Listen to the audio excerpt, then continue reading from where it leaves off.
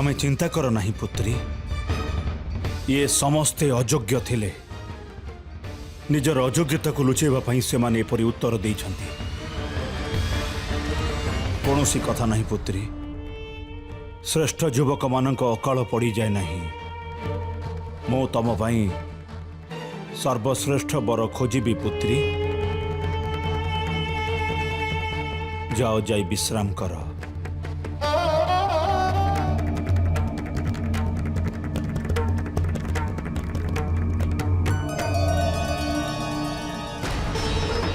जदि मो योग्य किसी कार्य थिला तेबे मते डकाई थांते। आपण तीन जन स्वयं कष्ट कहीं कले? आपण को निमंत्रण देवाको आसीछु महादेव।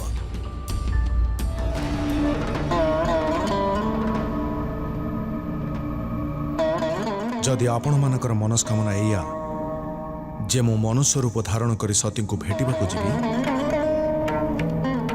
ताहले यह केवल आपणकर भ्रम।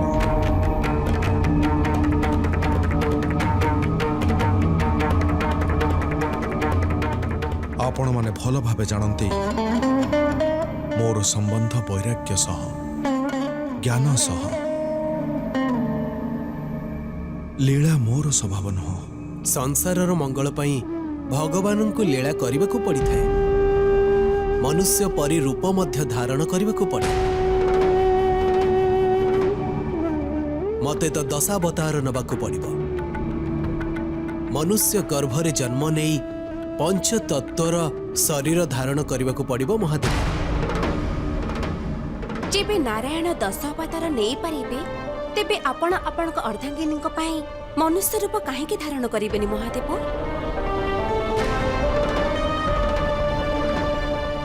जदि सते निज सीमारेखा लंघी पारु नाहांती तेबे आपण तांको सीमा को चली जांतु।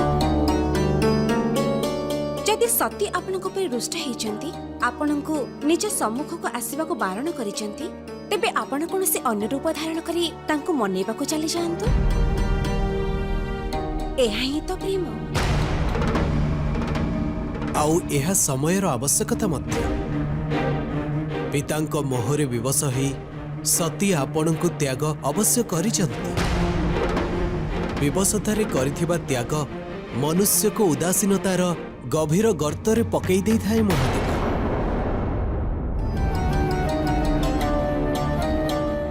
उदासीनतार अंधकार बढ़ी जाए जदि तेबे सतींकर जीवन आड़क फेरिबा असंभव हेजिबो महादेव। आपणଙ୍କୁ केवल एही भय थिला ना महादेव जे जदि केही अयोग्य सतींको विवाह करिवे ताहाले अनर्थ हेजिबो। परंतु एहाठारो बड़ अनर्थ कौन हेई पारे महादेव? आदि शक्तिंकर विवाह एक सामान्य मनुष्य सहित हेउछि। मोर अहंकारी पुत्र सतींक विवाह अंगिरांक पुत्र सत्यवीर्य सहित करुछंती। आपण को कौन लगुछि जे सेई विवाह परे सती जीवित रही परिबे? आदि शक्ति आपणकर अर्धांगिनी से केवल आपणक पे जन्म लेछंती। जदि कोनोसे साधारण मनुष्य तांको पति भावरे स्पर्श भी करंती तेबे अनर्थ हेजिबो महादेव। जदि एई अपमान रु आदि शक्तिंकर क्रोधाग्नि जागृत हुए तेबे संसार भस्म हबारु आपण त्रिदेव भी रक्षा करि परिबेनी।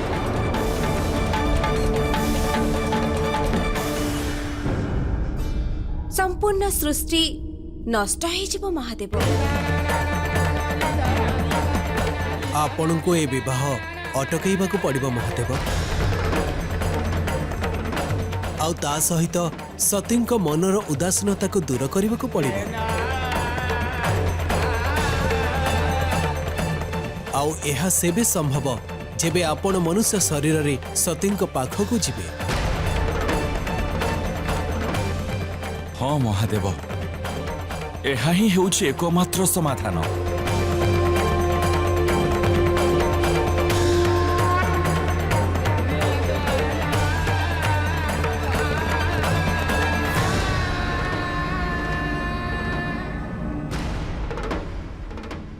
प्रभु प्रभु समय अत्यंत स्वल्प अच्छी पश्चातपद गणना आरंभ हो सारी सतबीर्य सती गृह को आसबार अच्छे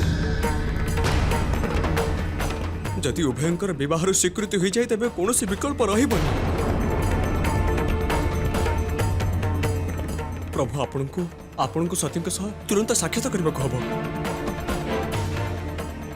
यही समय चिंता करिवार समय नुहे प्रभु आपण को सती पाखक जावाक हेब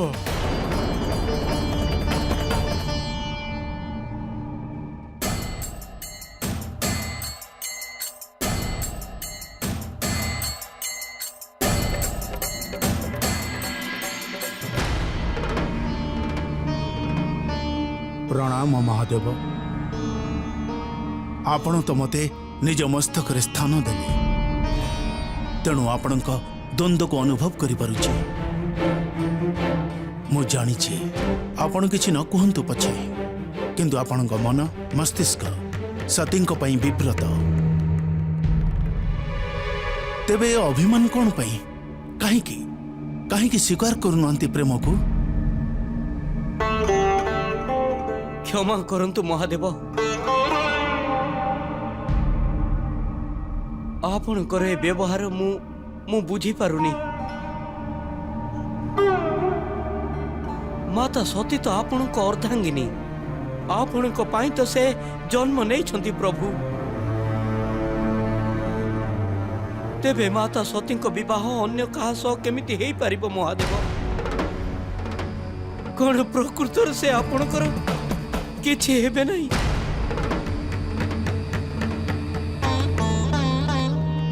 कुहतु महादेव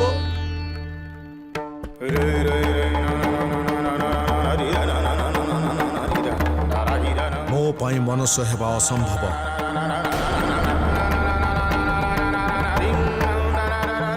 मो सदैव मनुष्यों पाई चिंता करे मो तांको सहायता भी करिथा परंतु मु कदापि मनुष्य हो पारिबि नहीं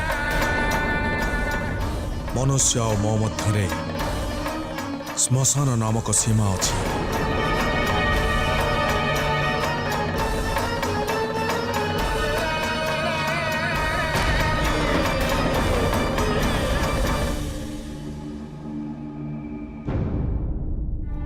कौन भावुंट ऋषि भृगु आपण को सतींकर चिंता करने कौन आवश्यकता नहीं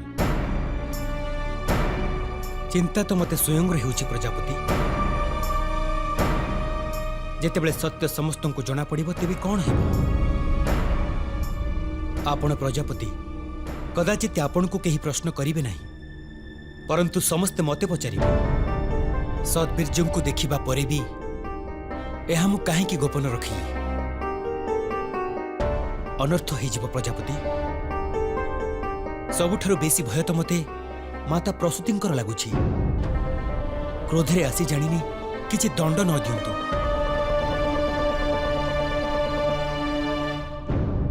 प्रजापति मो विचार रे सत्य समस्त को कहिदेबा आवश्यक आपण ए विवाह को नहीं अधिक चिंतित देखा जाउछन्ति भृगु ऋषि मु आपण को कहली ना सब किछि मो ऊपर छाड़ी दियंतु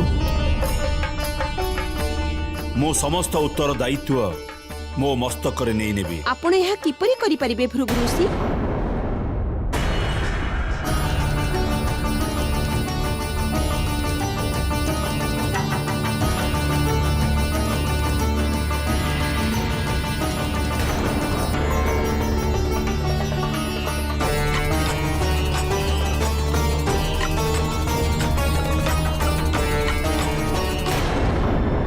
विवाहर समस्त उत्तर दायित्व आपण प्रजापति दक्षको ऊपर किपरि छाड़ी परिबे भूली जांतुनी एहा ए गृहर अंतिम विवाह ये तो बहुत आडंबर रे हेबा आवश्यक किंतु एहा सेतेबेले संभव हेबो जेतेबेले परिवारर प्रत्येक सदस्य एथिरे निजर संपूर्ण योगदान देबे मु सत्य कहली ना स्वामी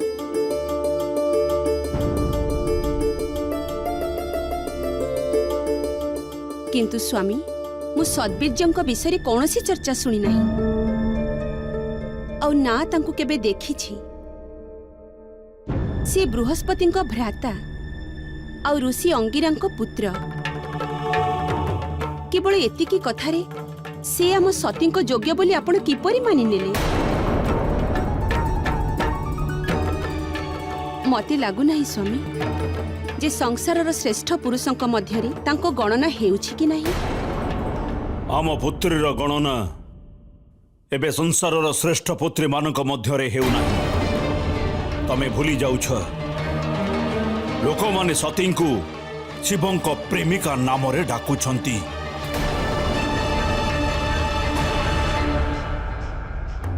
ତମେ ଶ୍ରେଷ୍ଠ ସ୍ୱାମୀଙ୍କ କଥା କହୁଛ। ଏମିତିରେ କୌଣସି ସାମାନ୍ୟ ସ୍ୱାମୀ ବି ଆମ ସତୀଙ୍କ ସହିତ ବିବାହ କରିବା ପାଇଁ ପ୍ରସ୍ତୁତ ନାହାନ୍ତି। ଏହି ପରିସ୍ଥିତିରେ ସଦ୍ବୀର୍ଯ୍ୟ ମିଳିଛନ୍ତି। ତାଙ୍କୁ ଆମର ଭାଗ୍ୟ ବୋଲି ଭାବ। କିନ୍ତୁ ସ୍ୱାମୀ, ସିଏ ଆମ ପୁତ୍ରୀ।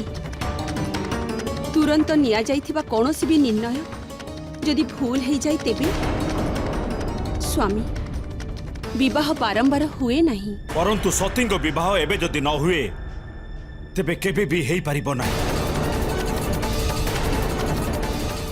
ଆଉ ତାପରେ ସଦ୍ବୀର୍ଯ୍ୟଙ୍କର ତ୍ରୁଟି କ'ଣ?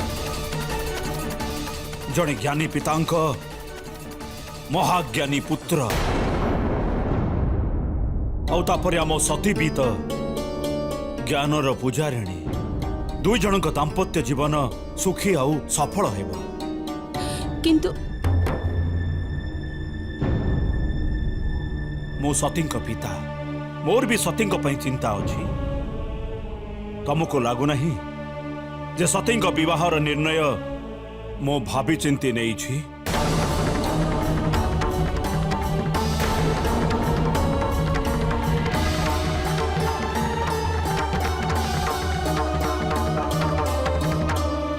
ପ୍ରଜାପତି ଦକ୍ଷଙ୍କ ପୁତ୍ରୀ ସତୀଙ୍କ ବିବାହ ଅଙ୍ଗିରା ଋଷିଙ୍କ ପୁତ୍ର ସଦ୍ବୀର୍ଯ୍ୟଙ୍କ ସହ ହେବାକୁ ଯାଉଛି। ଯଦି ତୁମର ଏହି ସୂଚନା ଅସତ୍ୟ ହୁଏ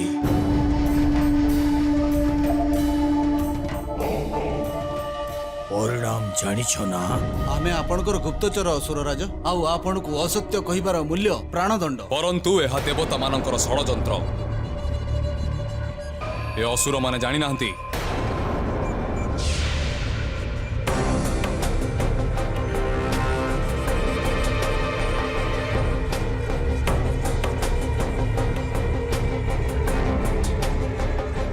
ଅସୁର ରାଜଙ୍କୁ ଚକ୍ରୀର ପ୍ରଣାମ। ଦେବତାଙ୍କ ଷଡ଼ଯନ୍ତ୍ରରେ ଫସିବାର ନାହିଁ। କୋଉ ଛଳନାର କଥା କହୁଛ ଚକ୍ରୀ? କଥା ସମ୍ପୂର୍ଣ୍ଣ ସ୍ପଷ୍ଟ। ଶିବ ମୋତେ ବରଦାନ ଦେଇଥିଲେ ଯେ ମୋ ମୃତ୍ୟୁ କେବଳ ତାଙ୍କ ପୁତ୍ରଙ୍କ ହସ୍ତରେ ହେବ।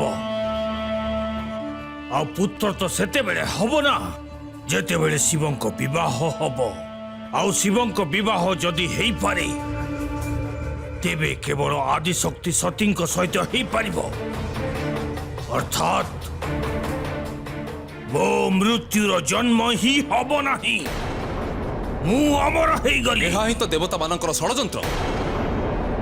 ଦେବତାମାନେ ଏହା ଭଲ ଭାବରେ ଜାଣିଛନ୍ତି ଯେ ଆପଣ ସତୀଙ୍କର ସଦ୍ବୀର୍ଯ୍ୟଙ୍କ ସହିତ ବାହାଘର ଶୁଣି ସତୀଙ୍କ ପ୍ରାଣକୁ ନବାର ପ୍ରୟାସ ଛାଡ଼ିଦେବେ। ଆଉ ବାସ୍, ଦେବତାମାନେ ଏହି ଅବସରର ଲାଭ ଉଠେଇ ସତୀଙ୍କ ବିବାହ ଶିବଙ୍କ ସହିତ କରିଦେବେ। ଆଉ ଅସୁର ରାଜା, ଯେବେ ବିବାହ ହେବ ତେବେ ପୁତ୍ର ବି ଅବଶ୍ୟ ହେବ। ଆଉ ସେଇ ଶିବ ପୁତ୍ରଙ୍କ ହସ୍ତରେ ଆପଣଙ୍କର ମୃତ୍ୟୁ ହେଇଯିବ।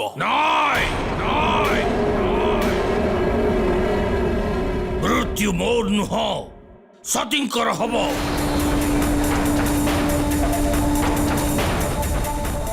ବିବାହ ପୂର୍ବରୁ ସତୀଙ୍କ ମୃତ୍ୟୁ ନିଶ୍ଚିତ ନିଶ୍ଚିତ।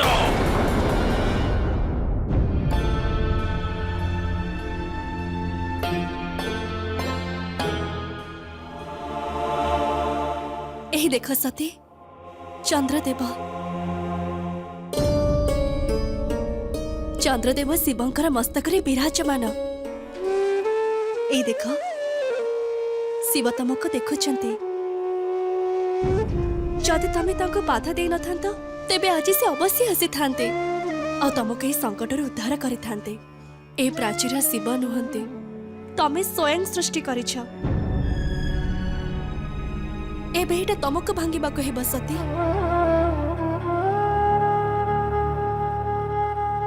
सती एबे भी किछि अनिष्ट हेई नाही। तमे कहिले मु शिवंक सहित कथा हेबी।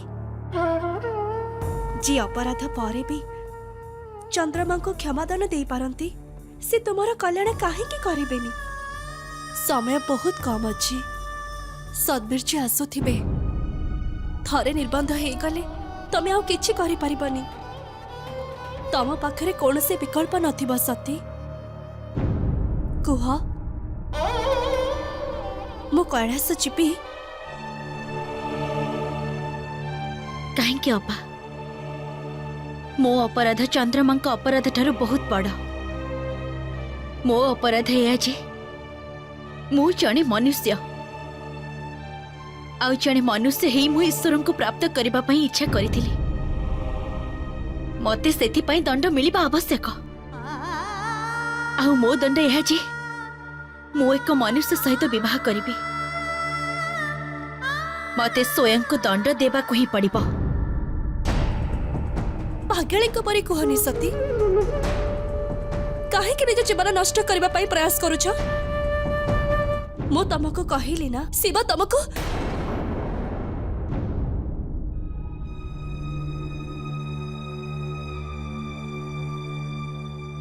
कौन हेची सती।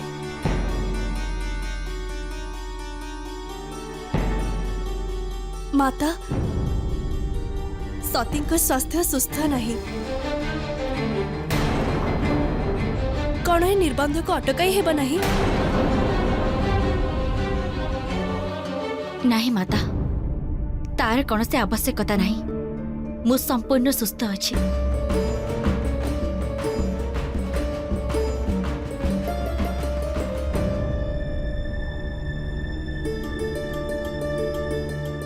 विष्णु करंतु तमे सर्वदा सुस्थ रुह। मु जानिछि सबु किछि अति शीघ्र हेउछि ना। प्रजापति प्रस्तुत हेबा पई समय देलेनी, किंतु कौन करिबा ये भी तो प्राथमिकता। चलो तमे प्रस्तुत हे जाओ, बरपक्ष एबे पहुंची जिबे।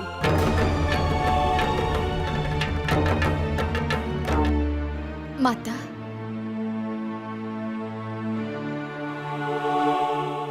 आमे आम भगिनी को एमिति श्रृंगार करिबो कि स्वर्गर अप्सरा माने भी चाहिकी रही जिबे आम सती को। चलो सती।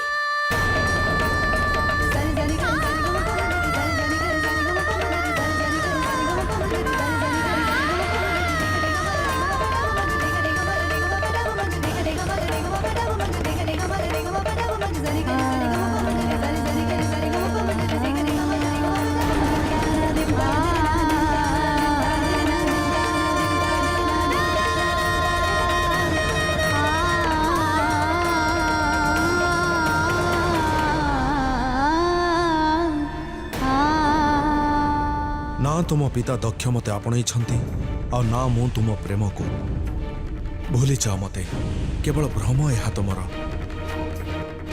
आमर मिलन असंभव।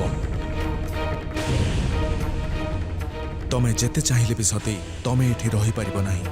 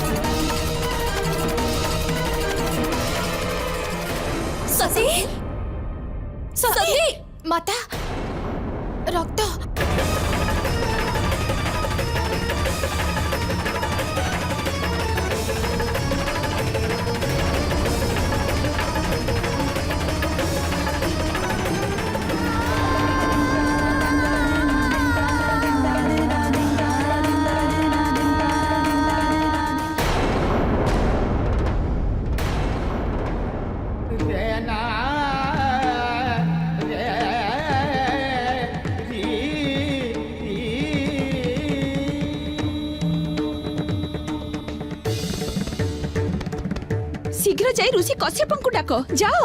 आज्ञा माता। सती संभाଳ ନିଜକୁ।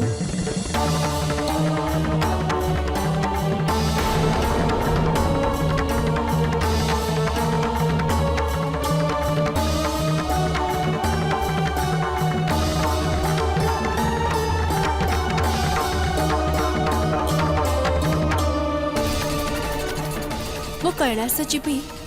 କାହିଁକି ଅପା? ମୋର ଅପରାଧ ଚନ୍ଦ୍ରମାଙ୍କ ଅପରାଧ ଠାରୁ ବହୁତ ବଡ଼। ମୋ ଅପରାଧ ଏହା ଯେ ମୁଁ ଏକ ମନୁଷ୍ୟ, ଆଉ ମୁଁ ଜଣେ ମନୁଷ୍ୟ ହିଁ ଈଶ୍ୱରଙ୍କୁ ପ୍ରାପ୍ତ କରିବାର ଇଚ୍ଛା କରିଥିଲି। ସତୀଙ୍କ ରକ୍ତ ବ୍ୟର୍ଥ ଜୀବନୀ ମହାଦେବ।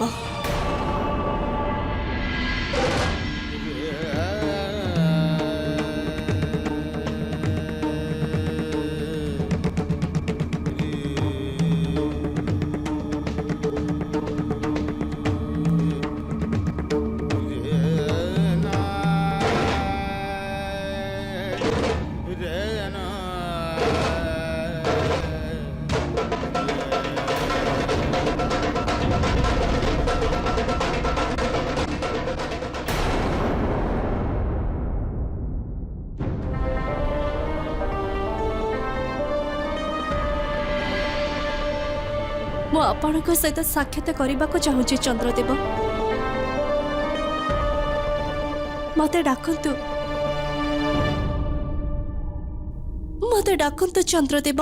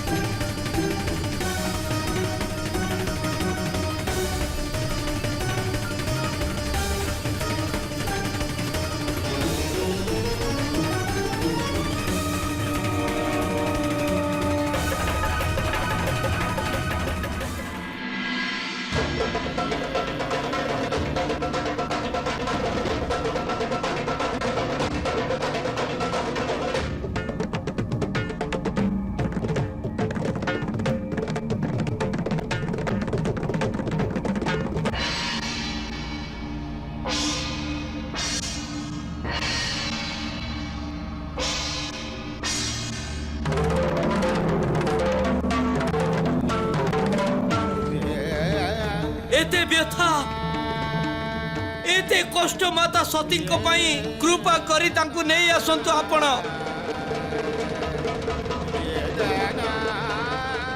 मु आपण को विवशता देखी पारुनी महादेव। आउ एबे तो समय मध्य बहुत कम अछि। दक्ष माता सती विवाह आउ का सह करदेवा पई जाउछंती महादेव।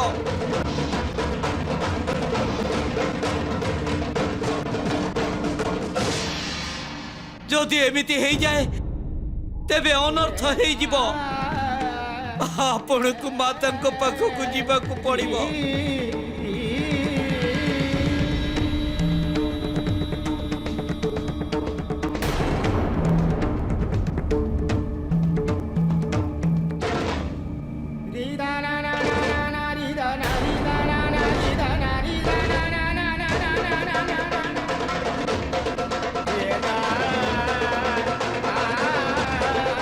आज आपण को सतींकर निर्णय करने को पड़िबा महादेव।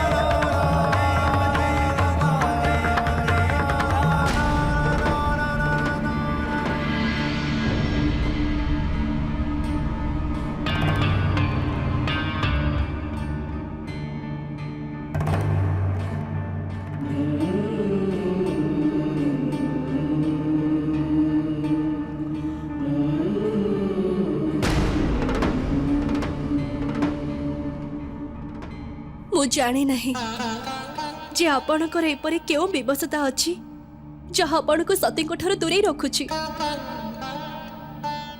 ପରନ୍ତୁ ଏତିକି ଅବଶ୍ୟ ଜାଣିଛି ଯେ ଆପଣଙ୍କ ବିନା ସତୀ ପ୍ରତି ମୁହୂର୍ତ୍ତରେ କଷ୍ଟ ପାଉଛନ୍ତି। ଆପଣଙ୍କ ବ୍ୟବସ୍ଥା ଆପଣ ଜାଣନ୍ତି ପ୍ରଭୁ, ତାର ମୂଲ୍ୟାଙ୍କନ କରିବା ପାଇଁ ମୁଁ ବହୁତ ଛୋଟ ପ୍ରଭୁ। ମୁଁ ସତୀଙ୍କ ଜୀବନ ମାଗିବାକୁ ଆସି ନାହିଁ, କେବଳ ଏତିକି କହିବାକୁ ଆସିଛି ଯଦି ଆପଣ ସତୀଙ୍କୁ ଆପଣାଇ ପାରିବେନି ତେବେ ତାଙ୍କୁ ମୃତ୍ୟୁ ଦେଇ ଦିଅନ୍ତୁ।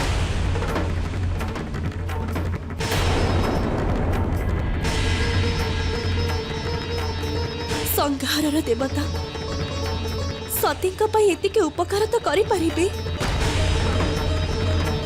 କହିବାକୁ ଗଲେ ପ୍ରତ୍ୟେକ ମୁହୂର୍ତ୍ତର କଷ୍ଟରୁ ତ ରକ୍ଷା ପାଇବେ। ଆପଣ ତ ଶତ୍ରୁଙ୍କର ବି କଲ୍ୟାଣ କରନ୍ତି, ତେବେ ସତୀ ତ ଆପଣଙ୍କର ପ୍ରେମିକା, କଣ ତାଙ୍କୁ ଆପଣ? ସତୀଙ୍କ ଚିନ୍ତା ମତେ ବି ଅଛି ଦେବୀ। ଆପଣ ଜାଣନ୍ତୁ ସତୀଙ୍କର କଲ୍ୟାଣ ଅବଶ୍ୟ ହେବ।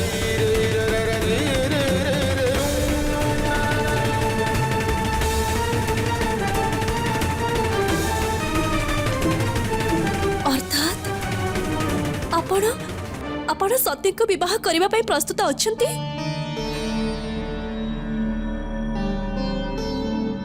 କାଳର ଗର୍ଭରେ କଣ ଲୁଚିଛି ଏହା ତ ଆଗାମୀ ସମୟ କହିପାରିବ। ପରନ୍ତୁ ଏବେ ସତୀଙ୍କର ଅହିତ ହେବ ନାହିଁ। ଏହା ବଚନ ମୋର, ଏହା ବଚନ ମୋର। ଆପଣ ଜାଣନ୍ତୁ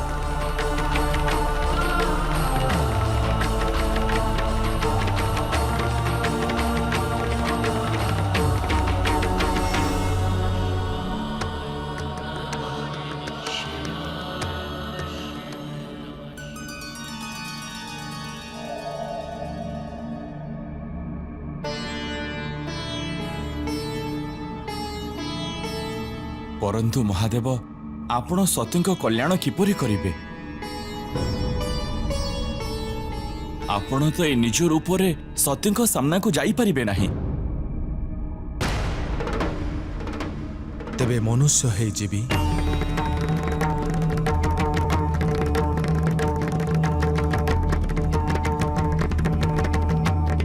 ଆପଣ ହିଁ ତ କହିଥିଲେ ବ୍ରହ୍ମଦେବ ଯେ ସତୀ ମୋର ଉତ୍ତରଦାୟିତ୍ୱ।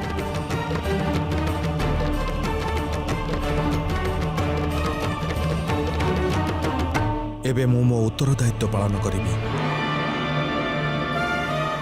ସତୀଙ୍କ ପାଇଁ ଶିବଙ୍କୁ ମନୁଷ୍ୟ ହେବାକୁ ହିଁ ପଡ଼ିବ। ପ୍ରଭୁ, ଆଜି ଆପଣ ମୋ ମନ ପ୍ରସନ୍ନ କରିଦେଲେ ମହାଦେବ, ମନ ପ୍ରସନ୍ନ କରିଦେଲେ। ମୋ ମାତା କୈଳାସ ଆସିବେ ପ୍ରଭୁ। ପ୍ରଭୁ, ଆପଣଙ୍କ ସୁଖ ସୁବିଧା ପାଇଁ ମୋର ତ୍ରୁଟି ହେଇପାରେ, ପରନ୍ତୁ ମାତାଙ୍କୁ ଟିକିଏ ବି କଷ୍ଟ ହବାକୁ ଦେବିନି, ଟିକିଏ ବି କଷ୍ଟ ହବାକୁ ଦେବିନି। ଆପଣ ଧନ୍ୟ, ଧନ୍ୟ ପ୍ରଭୁ। ମୋ ମନ ଉତ୍ଫୁଲ୍ଲିତ ହେଇଯାଉଛି ମହାଦେବ, ଉତ୍ଫୁଲ୍ଲିତ ହେଇଯାଉଛି। ଆଜି ତ ସମସ୍ତ ପ୍ରକୃତି ନୃତ୍ୟ କରିବ ମହାଦେବ। ନାଇଁ ବ୍ରହ୍ମଦେବ, ମୁଁ ସତୀଙ୍କ ହିତ ପାଇଁ ମନୁଷ୍ୟ ଅବଶ୍ୟ ହେବି। ପରନ୍ତୁ ସତ୍ୟ ତ ଏଇଆ ଯେ ସତୀ ମୋ ସହିତ ମିଳନ ପାଇଁ ଯୋଗ୍ୟ ହେଇନାହାନ୍ତି। ଆଉ ସତ୍ୟ ବି ଏଇଆ ଯେ ସତୀ ମୋର ହିଁ ଅଂଶ। କ୍ଷତ ତାଙ୍କର ହେଲେ ପୀଡ଼ା ମତେ ହେଇଥାଏ। ମୁଁ ସदैବ ସତୀଙ୍କୁ ପ୍ରେମ କରିଛି ଆଉ ସର୍ବଦା ପ୍ରେମ କରି ଆସୁଥିବି। କିନ୍ତୁ ମୁଁ ବିବଶ, ମୁଁ ସତୀଙ୍କ ପ୍ରେମକୁ ସ୍ୱୀକାର କରିପାରିବି ନାହିଁ।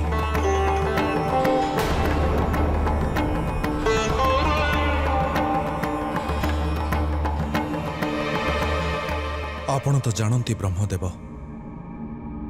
ଯଦି ମୁଁ ଅଯୋଗ୍ୟ ସତୀଙ୍କୁ ସ୍ୱୀକାର କରେ तेबे परिणाम केते भयंकर हेबो। सती को यही भयानक कष्टर बंचेबा पाई ही मु तांको स्वीकार करू नहीं।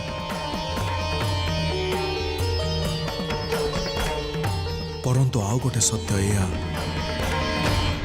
जे सती बिना मु सुखी भी नुह। ए शिव सती बिना अपूर्ण अधा मध्य असंपूर्ण आउ ए असंपूर्णता मु से पर्यंत सह्य करी जे पर्यंत सती शिव मिलन पाई योग्य है ना। शिव सती मिलन पाई प्रतीक्षा किंतु मु से पर्यंत सती असहायतार छाड़ी पारिबिनी। उदासीनतार सागर मध्य बुड़े दे पारिबिनी तांको मु। सती एकुटिया ए दुखर बाहर को आसी पारिबिनी जहा केबे अजाणतरे मु ही तांको देइथिली। प्रेम कर्तव्य बिना असंपूर्ण मु सती को प्रेम करछि। एबे मु मनुष्य रूपे निज कर्तव्य करिबि। मु सती पाखक अवश्य जीवी।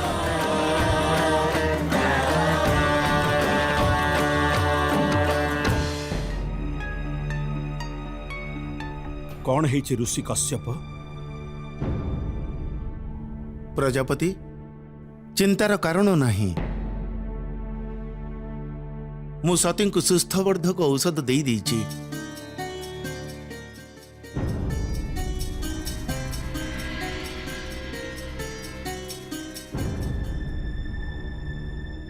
ऋषि अंगिरा और सद्बीर्य आसुथिबे,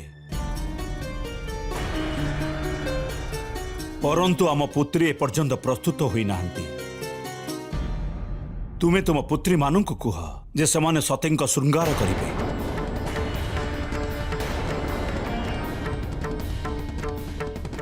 स्वामी एपरी मूर्छित अवस्थारे तांको श्रृंगार किपरि हेबो? कहीं हेई परिबो नाही। ऋषि कश्यप कहिले ना किछि समय मध्य तांकर ज्ञान फेरी आसिबो। इतिमध्य बरपक्ष आसी पहुंची जिबे। निर्बंधर मुहूर्त काहारी प्रतीक्षा करे नाही।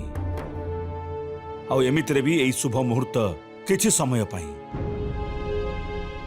आउ मु ताकू हरिबाकू चाहू नाही। एबे हमर युद्ध समय सहित तमे कथा को टिके बुझ आउ तम पुत्री मानक कुह जे से माने सतींकर श्रृंगार करिवे।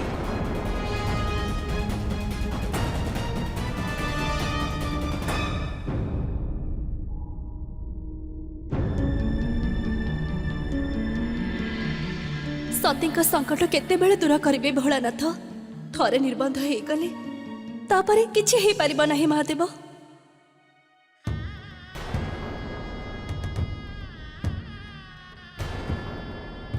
बरपक्ष आसी गलेनी। तमे तम पुत्री मानक सहित शीघ्र आस। ऋषि कश्यप सतींक ज्ञान फेरी आसीबो ना? अवश्य प्रजापति। आमको तांकर स्वागत करने को पड़िबो।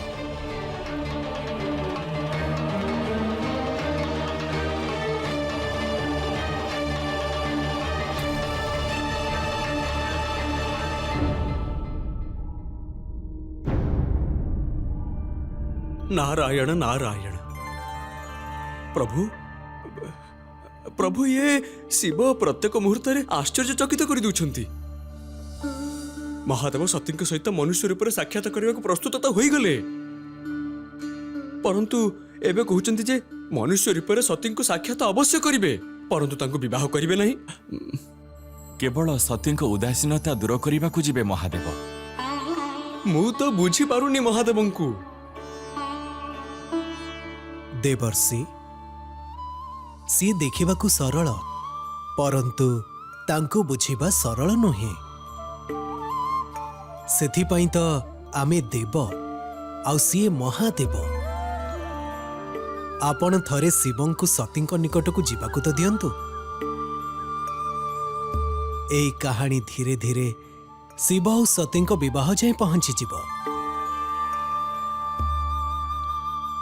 एबे मोर शयनर समय हो जाउछि देवर्षि। एबे ठारू मो लीला समाप्त और शिवंक लीला आरंभ। परंतु स्वामी शिव तो हेउछंती भोलानाथ, आपणक साहाय्य बिना से लीला किपरि करि परिबे? तुमे तांकु बुझिबारे भूल करिछ देवी। महादेव तो सर्वगुण रे परिपूर्ण सिए। ज्ञानी, गुणवंत, शिक्षक सबु किछि शिव। तुमे तो केवल देखि चल एबे कौन करूछंती शिव। एबे समय आसी जाइछि जेतेबेले संसार को शिवंक लीला विषय रे ज्ञात हेब। तुमे एबे शिवंक लीलार दर्शन पई प्रस्तुत हो जाओ देवी।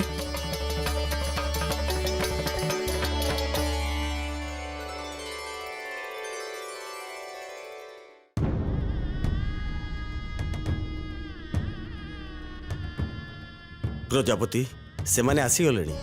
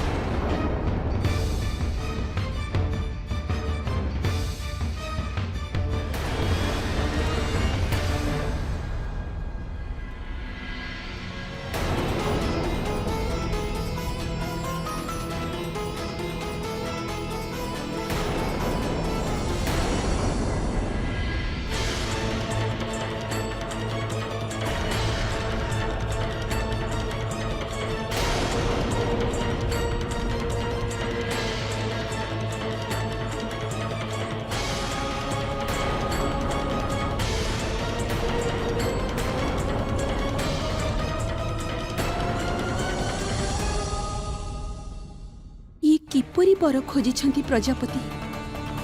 पिता ही निजर सबुठारु प्रिय पुत्री सह एपरि अन्याय, एते बड़ कथार निर्णय एका नहीं गले और ता भी आम समस्त को गोपन रे रखी।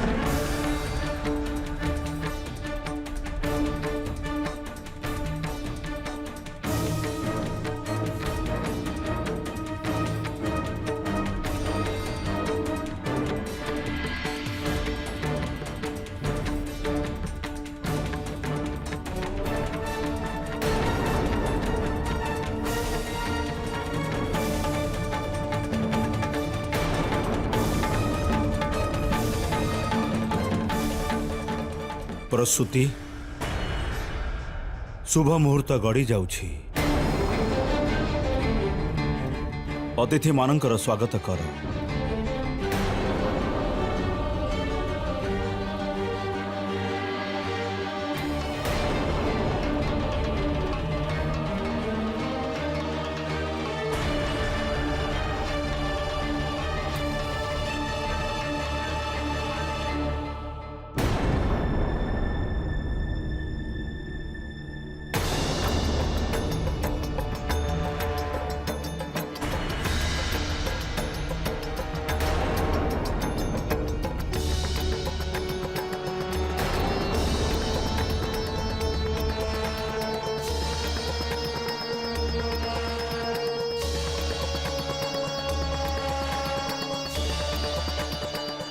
तमें समस्ते ठिया हेल कहीं अतिथिंकर स्वागत कर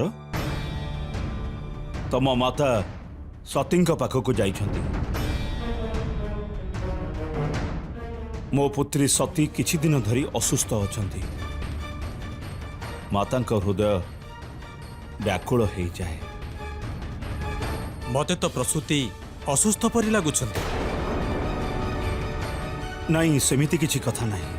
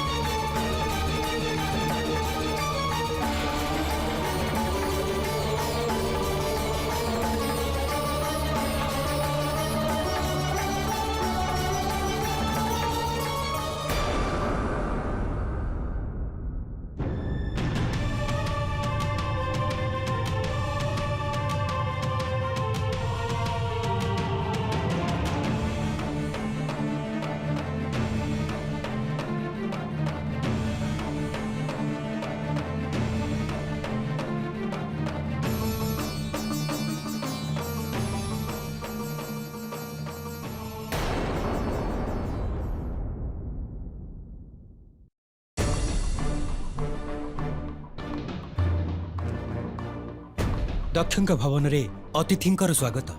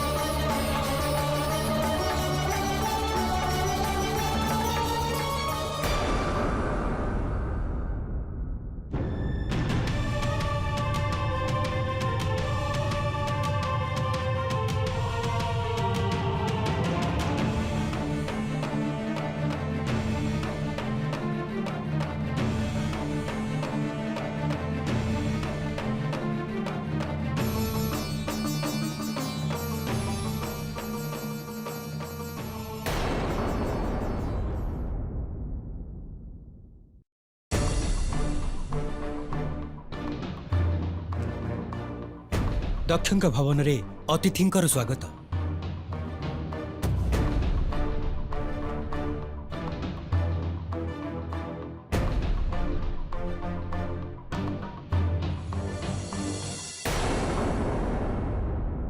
मुनिवर आपण आमर आदरणीय अतिथि को अतिथि भवन को नहीं जातु मो शीघ्र उपस्थित होउछि यथाज्ञा प्रजापति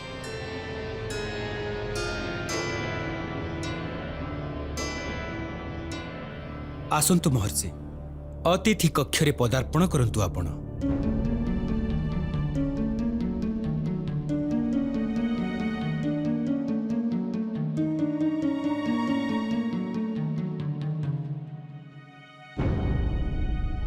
अपा ये आम सतीଙ୍କ सहित कौन होची?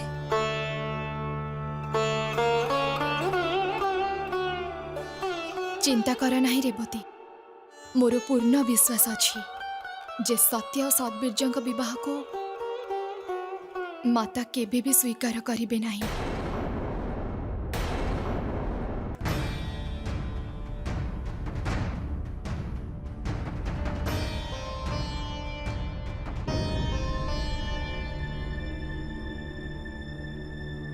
जुगल चयन ईश्वर करते सतीଙ୍କ भाग्य जहा थिब ताहा ही प्राप्त हेब। पुत्री मानक पई पिता ही ईश्वर हेई थांती, किंतु आपण जहा करूछंती ना स्वामी ताहा केवल एक शत्रु ही करि पारे। तुमको कौन लगुଛି मोर इच्छा नथिला जे मु मो सबुठारु प्रिय पुत्री सतीଙ୍କ विवाह एई संसारर सबुठारु समृद्ध संपन्न व्यक्ति सहित करिबी, परंतु शिवଙ୍କ प्रति निज प्रेम कारणरू सती संपूर्ण संसार रे कलंकित हेई सारिछंती। केउठु आनिबी सतीଙ୍କ पई योग्य बर? किए करिबो तांको विवाह? मु भी विवश प्रसूति विवश। ताठु तो भलो ही थांता स्वामी जे याठु अधिक ओजनर पत्थर निज हृदय रे रखी सती को ए परिस्थिति सदा सर्वदा पई मुक्त कर दे थांते, कारण जेउ जीवन आपण तांको देबा पई जाउछंती से तो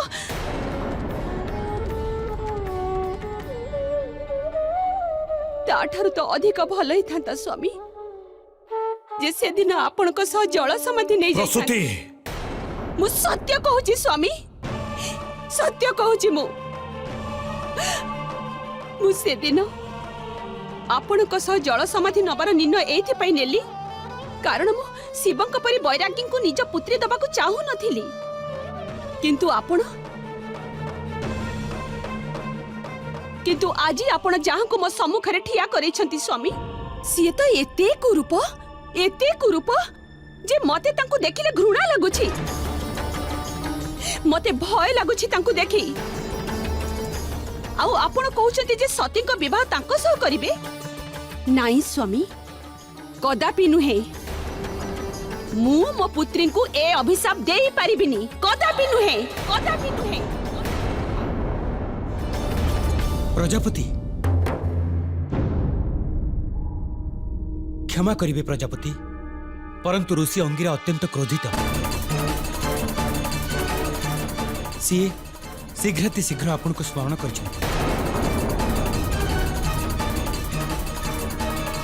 केबे केबे अभिशाप भी वरदान रूप में आसी थाए। आम सम्मुख रे कौनसी विकल्प नहीं प्रसूति। तमे तम मन को बुझेई दिया।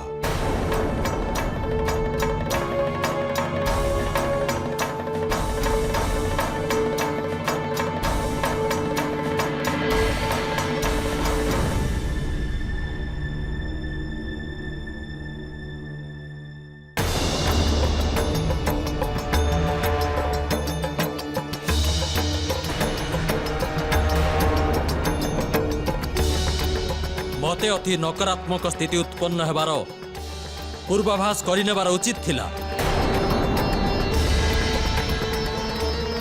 परंतु आपण मते आउ मो पुत्र को अपमान देबा पई आमंत्रित करिसंती। क्षमा प्रार्थी मुनिवर, मोर और मो परिवारंकर एपरी कौनसी अभिप्राय नथिला। प्रजापति निवास रे अतिथि और देवतांक मध्यरे कौनसी भेदभाव करा जाए नहीं। जेतेबेले समग्र संसार प्रजापति और तांका पुत्रींकर निंदा करुछंती, मु सम्मुख को आसी आपन को सहयोग करिथिली। आपन को कलंकित पुत्री को पुत्रवधू करबा पई स्वीकार करिथिली। केवल एतिकी नुहे, निज पुत्रर इच्छा विरुद्ध रे तांको आदेश करिथिली जे तांको सती को विवाह करने को पड़िबो। निज प्रतिष्ठा को बाजी रे लगेबा को पड़िला। कौन यही अपमान सह्य करबा पई? चल पुत्र,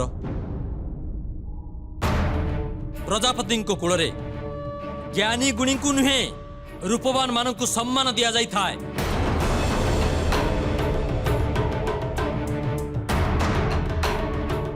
चलो शांत हुअन्तु मुनिवर, शांत हुअन्तु।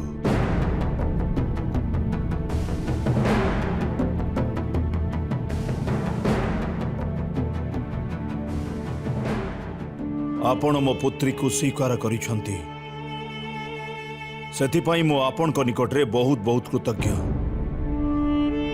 परंतु क्षमा चाहूछी जदि मो आदर सत्कार रे कौनसी त्रुटि रही जाइछि। परंतु मु आपण को आश्वस्त करने को चाहूँ जे मु जो निर्णय नहीं मो सेथिरे अटल। मु आपण को सद्ब्रिज आउ सती विवाह पई आमंत्रित करिछि। एई विवाह हब आउ अवश्य हब, एई वचन दौछंती प्रजापति दक्ष आपण को। परंतु प्रजापति हेथिबारु नारी इच्छा को सम्मान दबा मोर परम कर्तव्य। मु एई विवाह प्रसूति इच्छा करने को चाहूँ। मोर पूर्ण विश्वास अछि जे मु तांको राजी करेइबी। आपण किछि समय दियंतु मते, मु सती और सद्बीर्यंक निर्बंधर प्रबंध करुछि।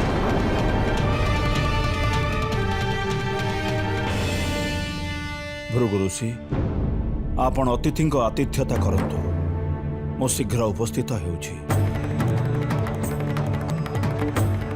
ऋषि अंगिरा को तो कौन प्रकार शांत करते, परंतु प्रसूति को किपरि बुझेबी जे मु केते विवश।